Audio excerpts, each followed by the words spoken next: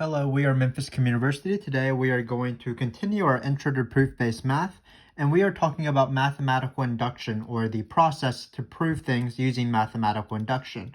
And you might have seen mathematical induction in maybe an Algebra 2 class or a pre-calculus class. It's not too bad, but let me just try to explain the method for you. So what we're going to do is we are going to try to have statements that are true for every single natural number, 1, 2, 3, 4, and onwards. And what we're going to do is we're going to assume that it's true for a step and to use that to prove that it's true for the next step. So for example, we might not be able to prove that it's true for n is equal to 7, but what we're going to try to do is we're going to assume that it's true for n equals 6 and use that to prove that n equals 7. And to prove that it's true for n equals 6, we're going to rely on the fact that it's true for n equals 5 and then prove that for n equals 6. So basically what happens is we prove it for a base step. We have to write the base step every single time, and we're going to prove it, for example, n equals 1. And by proving it's true for n equals 1, that's going to prove that it's true for n equals 2. In turn, that's going to prove that it's true for n equals 3. Proving it's true for n equals 3 is proving it's true for n equals 4, and so on. So what we're going to do is we're going to assume that it's true for n equals 1. That's the base step. And then the induction step, or the induction assumption, will be that it's true for n. And we're going to use that to prove that it's true for n plus 1. So every previous step proves it's true for the next step. So there's some sort of domino effect. You push down the first domino, that's the base step. That domino knocks down the next domino, which knocks down the next domino, and that's sort of the steps of the proof. N equals 1 proves n equals 2, proves n equals 3, proves n equals 4, proves n equals 5, n proves n plus 1. So you just have to assume it's true for n and use that to show that it's true for n plus 1. So there's some sort of ladder effect or domino effect, and let's just see how that works with an actual example. So this is probably the most famous induction proof, proving that the first n squares is equal to this sum right here. So what you do again is you first take a base step. So we do need a base step. So let's see here. What is our base step going to be? So you take your smallest number. So in this case, we're dealing with a natural number. So we're going to start off with n equals 1. So this is the base step. N is equal to 1. For example, all you're going to get is 1 squared, of course, on one side. And on the other side, you're going to get 1 times 2, because it will be 1 plus 1. 2 plus 1, that's going to be 3 divided by 6, and that's going to be 6 divided by 6, which is 1. 1 squared is 1. We are done with the base step. Usually the base step is pretty easy. Then what you do is you assume that it's true, or the statement is true for all n, and you want to, or for n, and you want to prove that it being true for n means that it'll be true for n plus 1. So let's see how that works. So this is the induction step. You assume, hopefully you can read my handwriting if it's a little bit small, because we do need a little bit of space. But we assume it's true for n, the statement, and we're going to try to prove that it's true for n plus 1. So what we need to do is we need to just consider adding up the first n plus 1 squared. So we want to show that this 1 squared plus 2 squared plus all the way up to n squared, then add n plus 1 squared, and we want to prove that it's this will hold. So notice that when we plug in n plus 1, we will eventually want to show that this is n plus 1 times n plus 2. Then it'll be 2n plus 3 because we're plugging in n plus 1, so it's 2n plus 2 plus 1 divided by 6. So this is the induction step. Again, we're trying to prove that the statement is true for n plus 1. But we assume that it's true for n, so we know what this is right here. We know that it's this guy right here because we're assuming that the statement is true for n. Again, you assume that you know that the statement is true for 1. That proves the statement for 2, and so on. So we know that this is true. So we're going to replace this with this big fraction guy right here. And then it looks like we're just going to have to do a lot of algebra steps to eventually arrive at what we want. So we're going to let the question lead us through how to solve this and how to do the algebra. So I have a fraction. What I want to do is I really want to combine these two things. So I'm going to do that. So all I'm going to do is find a common denominator. The common denominator, of course, is going to be 6. So it's going to be n times n plus 1, 2n plus 1. Hopefully I can write small enough. Plus 6n plus 1 squared. So hopefully I can squeeze in a 6n plus 1 squared. Looks like I was able to do that. and then it's going to be over 6. So again, we're just simplifying it, and simplification, sometimes there's an art to it. You just listen to the problem and you just do what sort of is the most natural. So what we did is we combined these fractions. What's the next thing we're going to do? Well, it looks like we can take out an n plus 1, so we might as well do that. And that's a great step because remember, we want to prove that eventually this thing right here is equal to when you plug in n plus 1 into this. And when you plug in n plus 1, this becomes n plus 1. So it makes sense that we want to factor out an n plus 1. Sorry, I said the words n plus 1 too many times. But again, we're going to factor out an n plus 1. So you get n times 2n plus 1 out of this term right here. And then we're going to factor in n plus 1. Again, this is 6n plus 1 squared. So what's going to be left is a 6n plus 1. So we have that guy right there. Then what should we do? Again, we should just listen to the question. I want to simplify this as much as possible to get something of this form. And how we're going to do that is we are going to just FOIL all this stuff out, or distribute n times 2n, n times n, also these 6's out. So let's do that real quick. Not a bad algebra step. So again, sometimes induction proofs do involve a lot of these algebra steps, but they're not too bad, so we're going to sort of live with it. So this is all divided by 6. And then, well, looks like we can combine these two things. So it's going to be n plus 1 times 2n squared. Looks like we are going to have 7n in the middle. Hopefully you can see this at the end. Plus 6 divided by 6. And luckily, this thing actually factors. So I probably left myself a little bit too little of room, but I think I can squeeze it in here. So let's move up the page. So this is going to be n plus 1. And then let's factor this. So if you factor this, you're going to get n plus 2 times 2n plus 3. Because you want something as 6 at the end. And you can sort of just simplify, guess and check this factor. So it's 2n plus 3 over 6. And remember, that's exactly what we wanted to prove, because this thing right here is plugging in n plus 1. Because when you plug in n plus 1 here, you'll get n plus 1, n plus 1 plus 1, which is n plus 2. Then it'll be 2 times n plus 1, which is 2n plus 2 plus 1. So that's 2n plus 3 over 6. So we are actually done with the proof. And this is how induction proofs work every time. Hopefully you'll get some more examples as we go. But again, what you do is you prove it for the base step. You assume it's true for n. You want to prove it's true for n plus 1. And by assuming it's true for n, that will allow you to do it. So for example, in this case, you replace all of this with that sort of the statement for n. And this is how it works. So let's do a different one. Let's do this one that involves factorials. And let's just see the same. We're going to do the same steps. We're going to do a base step, and then we are going to assume it's true for n, and then we are going to try to prove this. So what this says is, hopefully you can read it. Basically, it's 1 over 2 factorial all the way up to n over n plus 1 factorial. That is 1 minus 1 over n plus 1 factorial. So let's see how this works. So basically what we're going to do is we're going to first take our base step, n equals 1. So for n equals 1. You do have to always put the base step, even if the base step might be quite trivial. So for example, when we do the base step here, it'll be, you'll get 1 over 2 factorial. Because when you plug in the base step, it's only plugging in n equals 1, so it would be 1 over 2 factorial. And on the right side, you're going to get 1 minus, and again, you're plugging in 1 because it's n equals 1. This is n equals 1. So when you plug in 1 here, you'll get 1 minus 1 over 2 factorial as well. And 2 factorial on both sides is 1/2. So this is 1/2 equals 1 minus 1/2. That's, of course, 1/2. We have proven the base step. How exciting.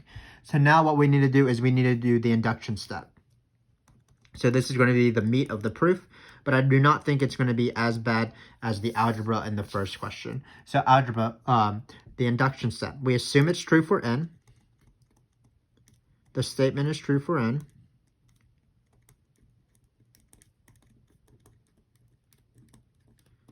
And then what we want to do is show that it's true for the next one as well. So for n plus 1. So let's plug in n plus 1 and let's see what we would want to prove. So none of these terms change. So this is the statement we're going to consider. So it's going to be 2 over 3 factorial plus 3 over 4 factorial. We're going to go all the way up to n over n plus 1 factorial. And then we're going to do one extra one because, again, we want to prove the statement is true for n plus 1. So it'll be n plus 2 factorial. what do we eventually want to show? We eventually want to show that it's true for n plus 1. So we're going to plug in n plus 1. We eventually want to show that all of this is equal to 1 over 1 divided by n plus 2 factorial, because that's what you get when you plug in n plus 1, n plus 1 plus 1. So again, we want to show that this entire crazy sum is equal to 1 minus 1 over n plus 2 factorial. And you'll see that. So again, sort of just like in this one, you assume it's true for the statement so that you know what the sum of all of this is. So that's why this, the sum becomes a little bit easier. Instead of the sum of n plus 1 things, you're only summing 2 things because you know that this was this guy right here. We're going to do the same thing. So we're going to take all of this guy because we know it's true, or because we assumed it's true for n. We're going to take that and then take it all and put this right here. So we're going to replace this large sum with just these 2 terms right here. So it's going to be 1 minus 1 over n plus 1 factorial. That was all of this. And then we are going to add n plus 1 over n minus n plus 2 factorial and sort of solve. And just like with the other case, you want to sort of combine these fractions as best as possible. And we sort of combine those fractions in the last one using common denominator. And of course, you're going to do that in this case as well. But what is going to be the common denominator? We don't really want to combine this one because we do want a 1 minus something to be at the end. So all we're going to do is we're going to combine these 2 guys right here. So we do need to come up with a common denominator, but it's a nice factorial practice. But keep in mind the common denominator is going to be the bigger one of these 2 because this actually is a divisor of this. If you multiply this by n plus 2, you'll get n plus 2 factorial. For example, if you have 9 factorial and you have 10 factorial, well, if you multiply 9 factorial by 10, you'll have 10 factorial. So again, this is going to be 1 minus, I'm going to write it as n plus 2 over n plus 2 factorial. Because again, if you multiply this by n plus 2 over n plus 2, you'll get n plus 2 factorial on the bottom. And then we're going to add n plus 1. Keep in mind that when we combine these fractions, just be careful with negatives. This negative will distribute into this guy as well. So you're going to get 1 minus n plus 2.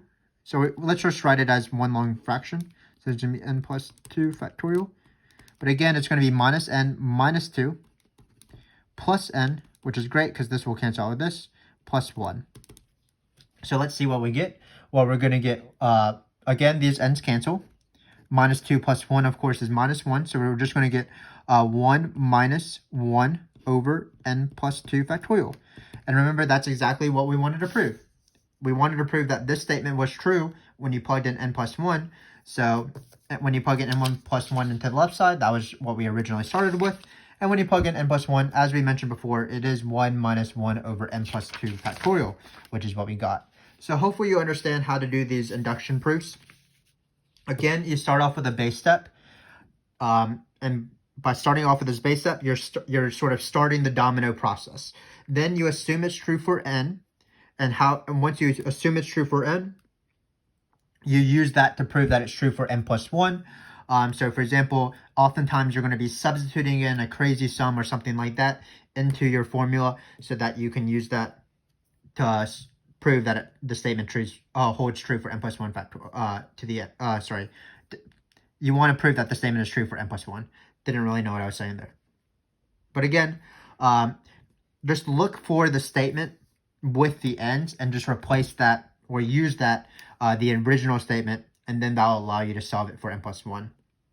And again, why does this work? Well, you prove that it was true for the base step, and then you assume that if you knew it was true for n, that means it's true for n plus 1. So now that you know that it's true for 1, that means that it will be true for 2, which will mean that it will be true for 3, 4, 5, and so on until you get all of the natural numbers. So let's do some questions that don't involve sort of these adding sum businesses. Let's try to do one with division. So again, what we're going to try to prove is that for every single natural number, 3 divides this quantity right here. So again, you start off with your base step. In this case, again, it's n equals 1. Sometimes the base step isn't the natural numbers, n equals 1. But if you're not dealing with the natural numbers, it might be like n equals 0 or n equals 2.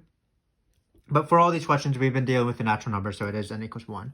So what happens when you plug in 1? Well, that's going to be pretty easy. 3 divides 1 cubed plus 2 times 1, because 1 cubed plus 2 times 1 is just 3. So 3 divides 3. This is a check mark. We have proven the base step.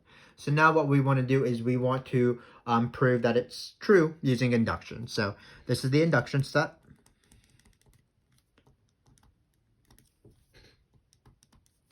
So remember, what you want to do is you want to assume the statement is true. So assume that 3 divides n cubed plus 2n. And what we want to show is that 3 divides this quantity when you plug in n plus 1. So let's just write out what that quantity will be. So n plus 1 cubed plus 2 times n plus 1. So we want to show that 3 divides this quantity right here. How are we going to do that? Well, anytime you're working with divisors and you want to show that one number divides that another number, you want to show that this number is equal to that number times an integer. So for example, in this case, because we want to show that 3 divides all of this, we want to prove that this thing is equal to 3 times an integer. So hopefully we'll get 3 times an integer eventually. But we haven't used the assumption, so we might as well use the assumption. We know that 3 divides n cubed plus 2n. So what does that mean? That means that n cubed plus 2n. Again, this is the definition of dividing. 3 divides this. This quantity is equal to 3 times an integer. We're going to call it m. So we're going to use this fact. And when are we going to use this fact? Well, once n cubed plus 2n appears, we're probably going to replace it immediately with 3m. So again, we're using the fact that, or we're using the assumption that 3 divides this, and this is the definition of divide. So now, all we have to do is probably expand all this out. Hopefully, we'll eventually get n cubed plus 2n eventually, and we're going to plug in 3n. So, plugging this out, if you want to, you can just multiply this out, n plus 1 times n plus 1 plus n plus 1. But I'm going to use the binomial theorem. It's going to be n cubed plus 3n squared plus 3n plus 1. Again, you could have multiplied it out. Then we are going to add 2n plus 2. So we have this. So notice we have what I was sort of looking for. We have n cubed plus 2n. So n cubed plus 2n. So what we're going to do is we are going to change n cubed plus 2n to 3n, because that's using the assumption set. So we assume that it was true for n equals for the statement is always true for n. You always want to prove that it's true for n plus 1. And here we were able to do it. Just like in the previous questions, we immediately saw this and we replaced it with the n statement, this guy right here, because it's true for n. Same thing here. We took this away immediately and replaced it with what it was true for n.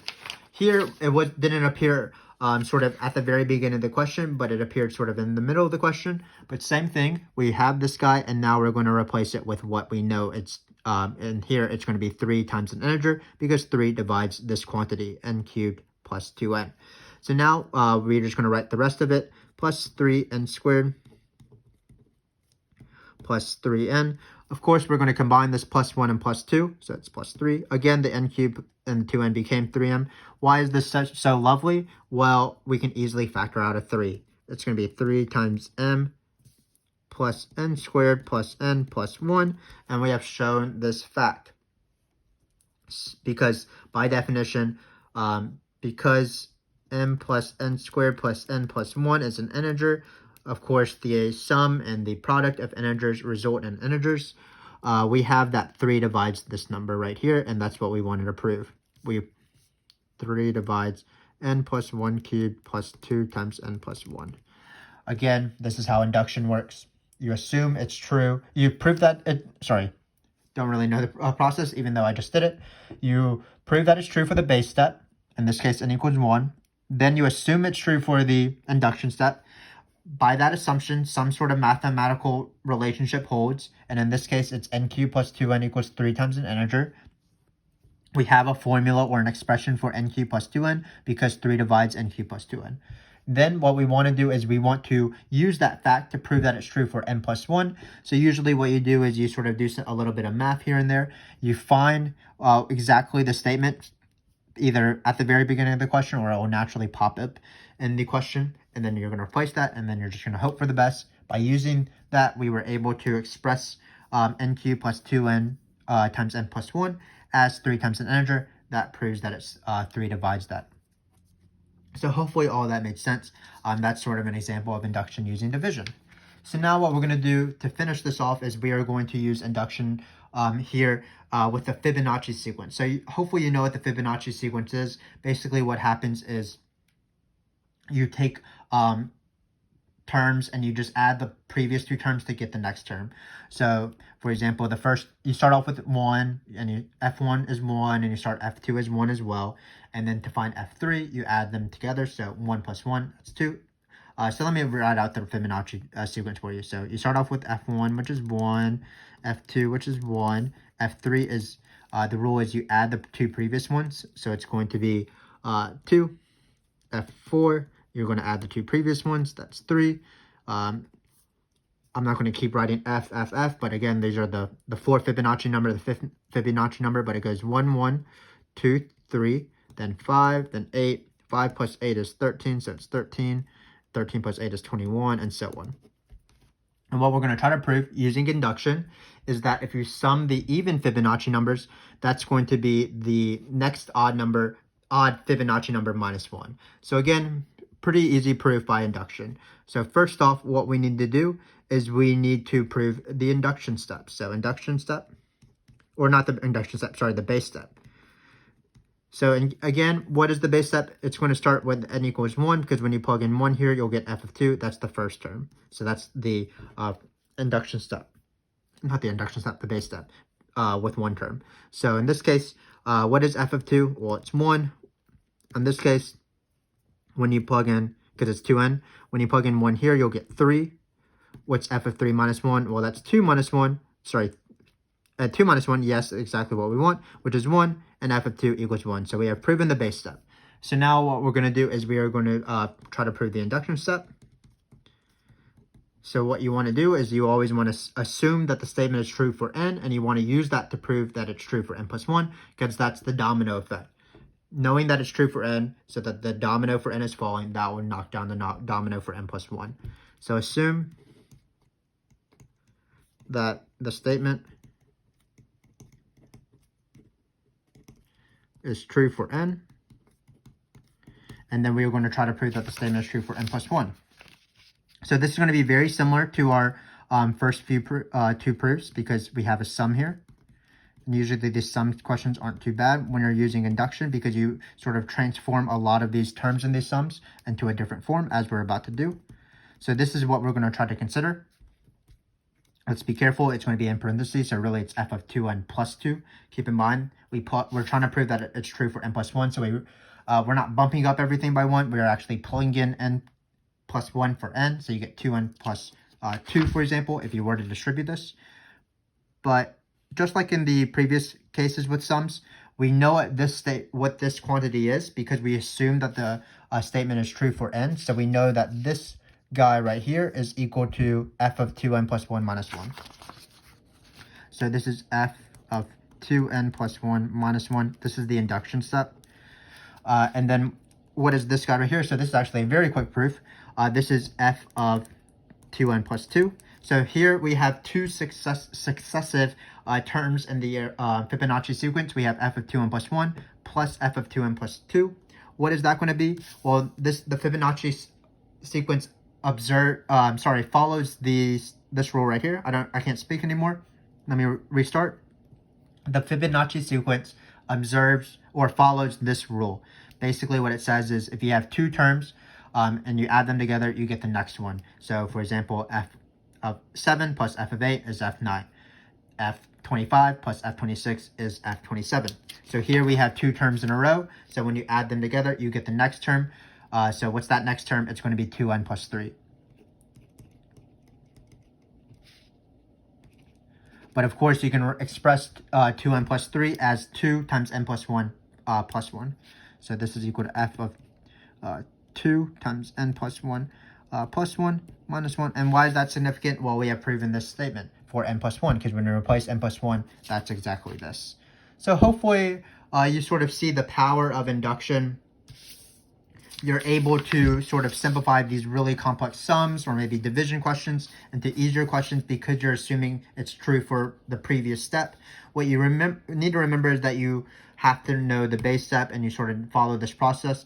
Assuming that it's true for n, usually that mathematical statement will appear as you're trying to prove n plus 1. You use that it's true for n to prove that it's true for n plus 1. And here we did it with sort of sums, we did it with factorials, we did it with divisions, and we also did it with Fibonacci numbers. Fibonacci numbers have a lot of proofs by induction, sort of if you want to explore the properties of Fibonacci. Because of this fact, it's very easy to use this fact in induction proofs. So if you want, you can look those up. But hopefully this has been pretty beneficial to you. We've sort of gathered and practiced mathematical induction, very standard stuff. You can look up quite a few mathematical induction proofs. There's so many of them, and it is a very powerful tool. But again, thanks again for watching, and I hopefully will see you next time with whatever video we have for you. Thanks again.